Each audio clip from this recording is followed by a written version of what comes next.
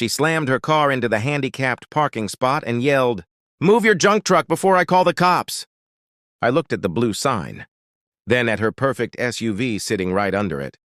No permit, no tag, nothing. My daughter was still inside the car, her leg brace visible through the window. She stayed quiet, holding her backpack tight. Karen crossed her arms like she owned the whole place. "This is HOA property," she snapped. "Rules don't apply to me." People started watching. Phones came out.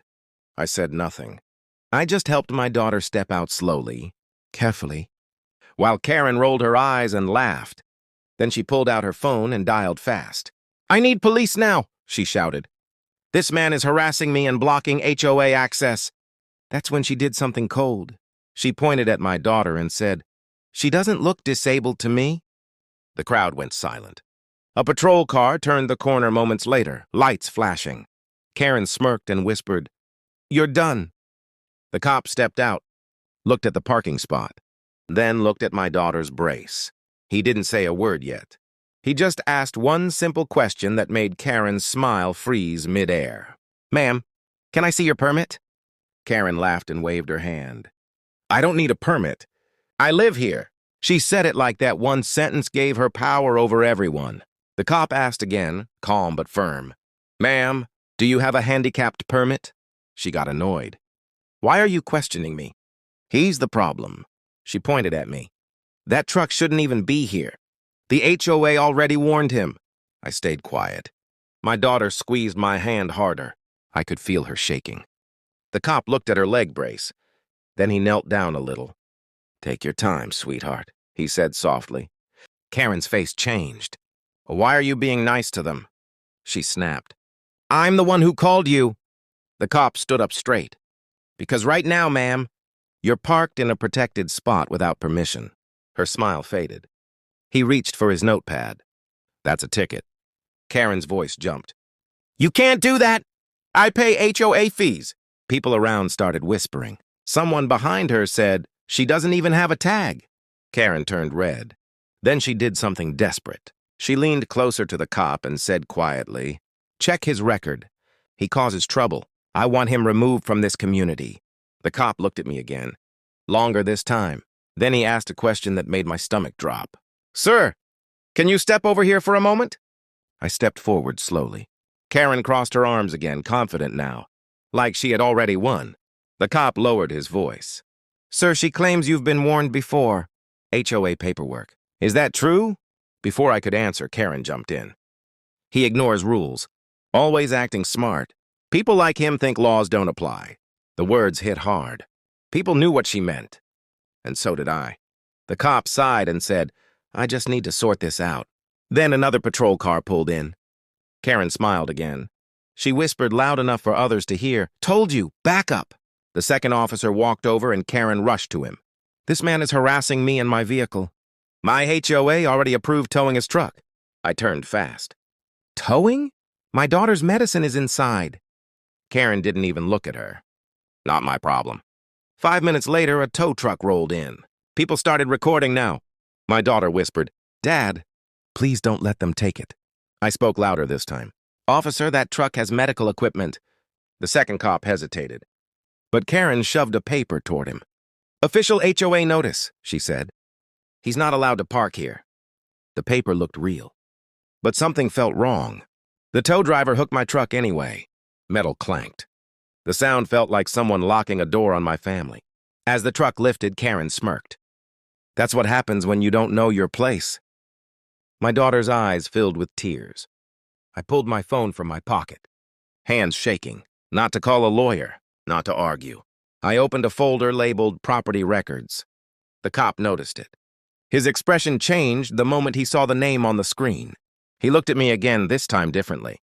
"Sir," he said slowly, "why does this say the land under this parking lot belongs to you?" Karen laughed loud. "That's fake. He probably made that on his phone." I didn't say anything. I just handed the cop my screen. He stared at it longer this time. Zoomed in, scrolled. The other officer leaned over his shoulder. Their faces changed. Karen felt it. "What is it?" she snapped. "You're wasting time." "Tow the truck already!" The first cop raised his hand slightly. "Hold on."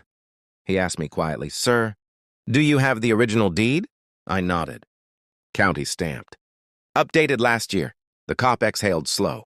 Karen stepped forward. "This is HOA land. Everyone knows that." The second officer said, "Ma'am, please step back." She froze. "No, you step back. I'm on the HOA board." That word again. Board. The cop looked at her.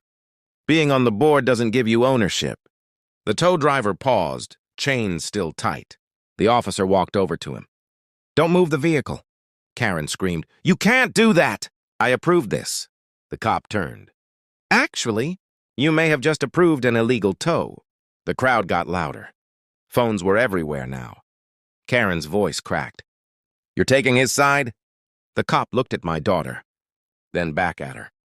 "I'm taking the law's side." Karen backed up one step. Then she pulled out her phone again. "You know what?" she said, shaking. "I'm calling someone who actually has power." She hit speed dial. While the phone rang, she smiled at me. "This isn't over." A man's voice came through her speaker. "Yes, this is HOA security." "What's the issue?" Karen pointed at me and said, loud and proud, "Arrest him." The officer's jaw tightened. Because the voice on her phone belonged to someone he knew very well, and it wasn't going to end the way Karen thought. The cop stared at her phone. Slow, careful. He said, "Ma'am." Put the call on speaker. Karen hesitated. Then she smirked and did it anyway. A rough voice came through. "This is HOA security. State the problem." Karen lifted her chin. "This man is trespassing. I want him detained now." The cop asked calmly, "Can you give me your license number?" Silence. Then the voice replied, "We don't need to give that." The cop nodded once. "That's what I thought." He turned to the second officer. "County never authorized private security here." Karen snapped, "They work for us." The cop said, "That doesn't make them law enforcement." The man on the phone started talking fast now. "We handle internal matters." The cop cut him off. "No, sir. You impersonated authority. That's a crime." Karen's face went pale. She grabbed the phone back. "You're scaring him on purpose." The officer looked straight at her. "Ma'am, you filed a false police report." The crowd gasped. Karen shouted, "I was protecting my community." The cop replied, quiet but sharp, "You targeted a child to do it." She opened her mouth. Nothing came out. Then the tow driver spoke up. "She told me this was approved. Said cops were already on the way." The officer wrote something down. Karen started backing away. "This is being blown out of proportion." I finally spoke. "You said my daughter didn't look disabled." That line hit harder than shouting. The cop looked at her again. "Ma'am, turn around for me." Karen froze. "What? No, this is ridiculous." The officer reached for his cuffs. But before he could move, his radio cracked loud. "Unit 12, confirm location. Supervisor en route." Karen's eyes lit up again. She whispered, "Good, someone important is coming." The cop looked at me and said under his breath, "You might want to stay close." Because the person arriving next was someone Karen believed would save her. She had no idea who he actually was. A black SUV, pulled in fast and stopped near the crowd. Karen's shoulders relaxed. She smiled again. There he is. A tall man stepped out wearing a jacket with the county seal. Karen rushed toward him. "Sir, thank God you're here. These officers are harassing me." He didn't answer her. He walked straight past her and stopped in front of me. For a second, Karen looked confused. The man said quietly, "Sir, I didn't know this was your case." Karen laughed nervously. "What are you doing?" "He's the problem." The man turned slowly. "Ma'am, this man owns the property under this parking lot." Her smile dropped. He continued, "And he's also the one who donated the land, so disabled residents could park safely." The crowd went silent. My daughter looked up at me, shocked. Karen's voice shook. "That's not true. He's lying." The man pulled out a folder. "County records signed, verified?" He looked at the officers. "The HOA was warned not to touch this area." Karen stumbled back. "No one told me." The man replied, "You were told." "You ignored it." Then he added one sentence that crushed her. "And sir, he's not just a property owner." Karen blinked. "He's a decorated veteran. Purple Heart." People gasped. Karen whispered. No, no. The man looked at me. You didn't fight overseas to be treated like this at home. My hands tightened. The officer turned to Karen again. Ma'am, you are under arrest for false reporting, discrimination, and illegal towing. She screamed, You can't arrest me! The cuffs clicked. Her voice broke. This isn't fair, the officer said calmly. You made it unfair the moment you targeted his child. As she was led away, Karen looked back at me. Angry, scared, exposed, but the story wasn't over yet. Because what she did earlier was already spreading online, and the consequences were about to hit even harder. Phones were still recording as Karen was placed in the back of the car. Someone uploaded the video right there. Title already spreading fast. Troll woman insults disabled child. People around started talking at once. That's her? She's on the HOA board? She said the kid wasn't disabled? Karen heard it all through the window. The supervisor looked at me. Sir, the tow company will release your truck immediately. Fees covered. The driver unhooked it fast. Didn't say a word. My daughter finally let go of my hand. She whispered, Dad, are we in trouble? I kneeled beside her. No, we're safe. The supervisor watched that moment quietly. He said, She broke federal disability law. This won't end today. Karen started yelling from inside the car. You're ruining my life! No one answered. A woman from the crowd stepped forward. My father uses that parking spot. She's done this before. Another voice followed. She threatened my son too. More stories came out. Too many. The officer shook his head. This wasn't power. This was abuse. The supervisor turned to me. You never raised your voice once. I said, I didn't need to. He nodded slowly. That's real strength. As the car door shut, Karen screamed one last time. You think this makes you a hero? I looked at my daughter. Then I said the line that made the crowd fall silent. I just wanted her to walk safely. The patrol car pulled away. The parking lot felt different now. Quiet, clean. But something deeper stayed behind. Because today wasn't about winning.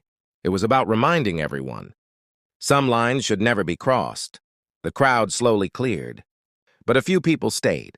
One man walked up and shook my hand. Thank you for standing your ground. I didn't feel like a hero. I just felt tired. I helped my daughter back into the truck. She smiled a little and said, Dad, you didn't get mad at all. I looked at the blue parking sign again. I learned a long time ago, I said softly. Real strength isn't shouting. It's knowing your rights. As we drove away, the American flag near the entrance waved in the wind. I remembered standing overseas years ago, wearing the same flag on my shoulder, believing in what it stood for: freedom, fairness, dignity. I didn't fight for this country to be told my child didn't matter. I didn't serve so someone with fake power could decide who belongs. That parking spot wasn't about convenience. It was about respect. And that day, justice didn't come from anger. It came from truth. Because in this country, no matter how loud someone screams, the law still speaks louder.